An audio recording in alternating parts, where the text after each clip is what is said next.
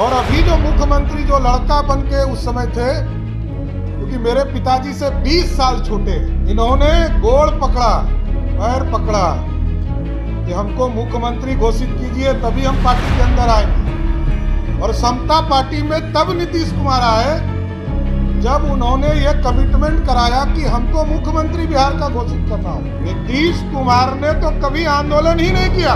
ये जो नीतीश कुमार का दांत बचा हुआ है ना, कई राजनेता प्रयास किए, ये दांत हम ही निकालेंगे, इसकी गारंटी। नमस्कार, लाइव सीरीज देख रहे हैं। मेरा नाम उत्कर्ष है। देखिए, बिहार विधान परिषद के नेता प्रतिपक्ष सम्राट चौधरी ने करीब 12 मिनट के भाषण में नीतीश कुमार को जमकर लताड़ा। अपने भाषण में उन्होंने साफ कहा है कि उनके पिता और बिहार सरकार के पूर्व मंत्री शकुनी चौधरी का पैर पकड़कर नीतीश कुमार ने कहा था कि उन्हें मुख्यमंत्री बना दें। क्या कुछ कह रहे हैं सम्राट चौधरी, पहले आप सुने। 74 में कुछ लड़के राजनीति में आया और जयप्रकाश के भी सिद्धांत को 2 साल भी नहीं माना। और कर्पूरी ठाकुर जी, जिन्होंने 1977 में बिहार में सरकार बनाया, उनके विचारधारा पर भी एक लड़का उनके साथ खड़ा नहीं हुआ।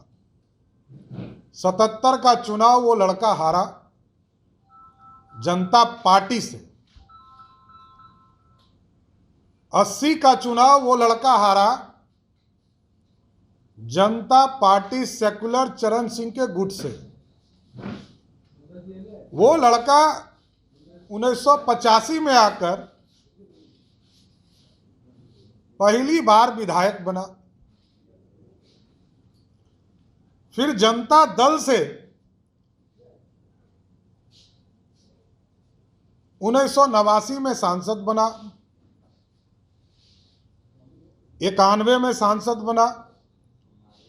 फिर 1996 में पहली बार वो लड़का समता पार्टी के टिकट पर सांसद बना। तो जिस लड़के ने अपने जीवन काल में, अब तो बूढ़े हो गए होंगे, स्वाभाविक है, वो लड़का 7 बार पार्टी बदल चुका। 7 बार पार्टी बदलने वाला नेता या वो लड़का कि बिहार की राजनीति में आज कितने गठबंधन, कितने की राजनीतिक हत्या उस व्यक्ति ने की होगी, ये आप सोच नहीं सकते। 1994 में जॉर्ज साहब के नेतृत्व में, क्योंकि जनता दल जॉर्ज के तौर पर पार्टी का टूट हुआ और जॉर्ज साहब के नेतृत्व में मेरे पिताजी के कहने पर समता पार्टी का गठन हुआ। और अभी जो मुख्यमंत्री जो लड़का बन के उस समय थे, क्योंकि मेरे पिताजी से 20 साल छोटे हैं, इसलिए मैंने कहा लड़का। हमसे 20 साल बड़े हो सकते हैं, लेकिन मेरे पिताजी से वो 20 साल छोटे लड़के थे। इन्होंने गोड़ पकड़ा, पैर पकड़ा कि हमको मुख्यमंत्री घोषित कीजिए तभी हम पार्टी के अंदर आएंगे। और समता पार्टी में तब नीतीश कुमार आए जब उन्होंने ये कमिटमेंट कराया कि हमको मुख्यमंत्री बिहार का घोषित करना होगा। ये तय हुई। और 95 में, क्योंकि मेरी राजनीतिक पैदाइश 95 की है, 95 में लालू प्रसाद के पुलिसिया गुंडा ने, कई लोग ये समझते होंगे कि राजद वाले लोग बोलते होंगे कि सम्राट चौधरी की उत्पत्ति राजद से हुई है, ऐसी गलतफहमी में मत रहे। मेरी उत्पत्ति तो समता पार्टी के निर्माण से हुई। और समता पार्टी के निर्माण के बाद जब 95 का चुनाव हुआ तो लालू प्रसाद के पुलिसिया गुंडा ने मेरे ऊपर हजारों लाठी चलवाया। नीतीश ने संघर्ष नहीं किया, मैं बार बार कहता हूं। कि जो आज मुख्यमंत्री बने हुए हैं लालू के खिलाफ बनकर, कभी आंदोलन नहीं किए, क्योंकि वो लड़का बूढ़ा हो चुका है। तो इतना दुर्भाग्य है कि हम लालू प्रसाद जी के अत्याचार से बिहार की राजनीति में आए। हमारे ऊपर हजारों लाठियां चली, हमको 88 दिन तक मुंगेर जेल में बंद रखा गया, हमारे घर को तोड़ा गया और हमारे घर में 2000 मन अनाज थे, उसमें लालू प्रसाद के पुलिसिया गुंडे ने उसमें पेशाब कर दिया, डीजल डाल दिया, मोबिल डाल दिया। और इसके खिलाफ ह्यूमन राइट्स कमीशन ने हमारे परिवार को उस समय मुआवजा दिया, पूरा कमीशन बैठा। मैं जौहर साहब को धन्यवाद देना चाहता हूं। नीतीश कुमार ने तो कभी आंदोलन ही नहीं किया, और जानकर बड़ा आश्चर्य होगा क्यों हम लोग अलग हुए नीतीश कुमार से। 98 का चुनाव हुआ और देश में अटल बिहारी वाजपेयी देश के प्रधानमंत्री हुए। अटल जी के यहां जाने के पहले संसदीय बोर्ड की बैठक हुई सांसदों की, तो यह कहा गया कि यह लवकुश की पार्टी है, इसमें शकुनी चौधरी जी को और जॉर्ज साहब को मंत्री बनना चाहिए, क्योंकि नीतीश कुमार मुख्यमंत्री बनना चाहते थे। तो कहा गया कि भाई आप मुख्यमंत्री बनिएगा, तो आप मुख्यमंत्री बनिए, देश का मंत्री जौहर साहब बनेंगे या शकुनी चौधरी जी बनेंगे। नीतीश कुमार ने पहला ही बार मेरे परिवार को राजनीतिक पीठ पर छुरा बोका, पहली बार। वो था 1998 और हम उनसे अलग हुए। और मेरी माता जी उसी सदन की उसी समता पार्टी की सदस्य हुई। ये लोग कहते हैं ना कि व्यक्तिगत, अब सोचिए कि मेरी मां समता पार्टी से एमएलए हुई 98 में। नीतीश कुमार ने विरोध उस समय भी किया, और जब उनकी मृत्यु हुई, मैं व्यक्तिगत नहीं था, आज व्यक्तिगत उन्होंने कर दिया। मेरी मां की मृत्यु हुई, नीतीश कुमार मुख्यमंत्री की हैसियत से मुंगेर गए, लेकिन मेरी मां को संवेदना नहीं दिया, ना फोन किया, ना गए। और जिस लालू प्रसाद जी को, राबड़ी देवी की सरकार को मेरी मां ने समर्थन देकर राबड़ी देवी को मुख्यमंत्री बनाए रखा, उस परिवार का भी नींद नहीं खुला। देश के प्रधानमंत्री ने संवेदना व्यक्त किया, पत्र भेजा, बिहार के देश के एचएम ने कहा, लेकिन बिहार के मुख्यमंत्री को यह भी संवेदना व्यक्त करने का समय नहीं मिला। 2010 में हम नीतीश कुमार के खिलाफ, हम तो 99 में मिनिस्टर हो गए, और जब लालू प्रसाद जी ने सार्वजनिक माफी मांगा मिलर स्कूल के मैदान में कि हमसे गलती हुई, हमसे पाप हुआ, तब हम लोग उनके साथ गए। और 99 में मैं मिनिस्टर हुआ, 2000 में एमएलए हुआ, 2010 में एमएलए हुआ।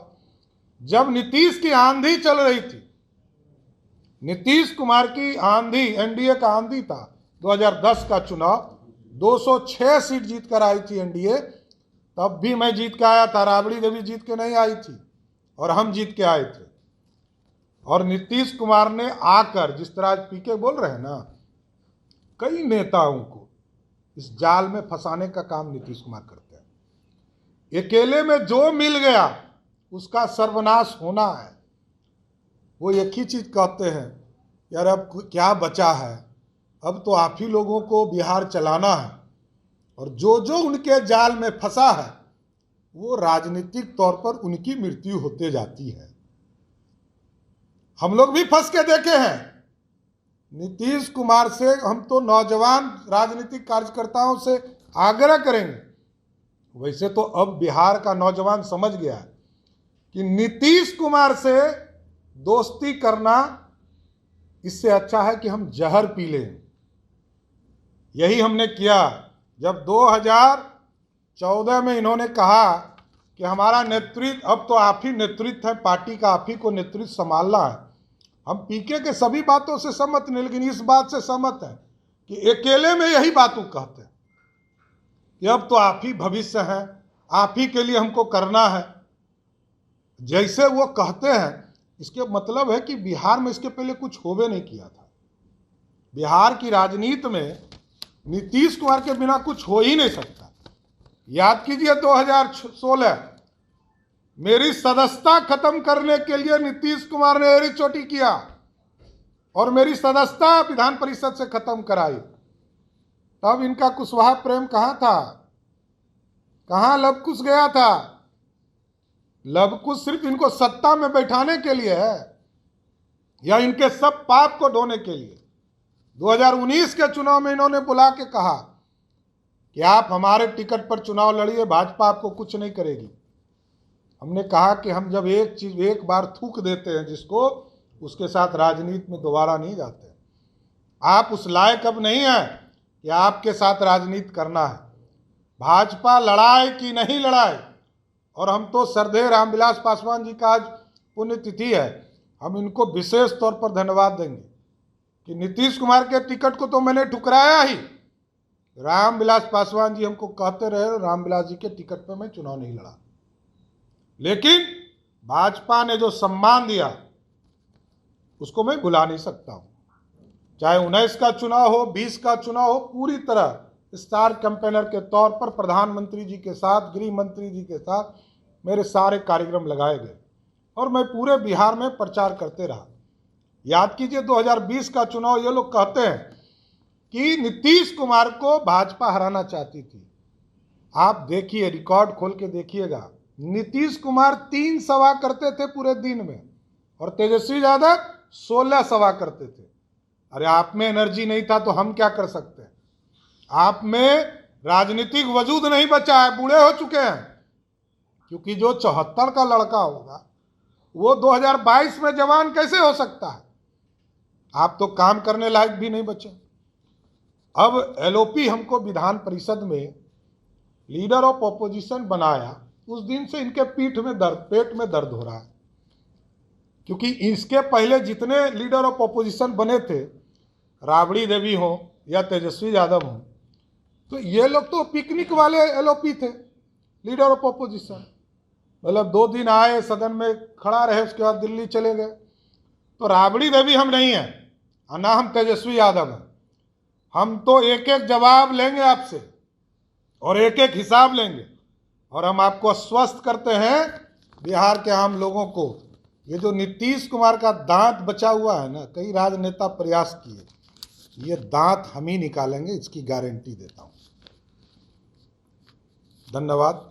आप लोगों को कुछ पूछना हो तो आपने साफ सुना, अपने 12 मिनट के भाषण में किस तरीके से नीतीश कुमार को उन्होंने लड़का भी बताया और यह भी कह दिया कि किस तरीके से उन्होंने शकुनी चौधरी का पैर पकड़कर माफ़ी मांगा था और कहा था कि उन्हें मुख्यमंत्री बनाएं। साथ ही साथ इतना भी इन्होंने कहते चले गए कि किस तरीके से वो इतने कम अपने कार्यकाल में कितनी पार्टियां छोड़कर बदले और कितने लोगों को उन्होंने धोखा दिया।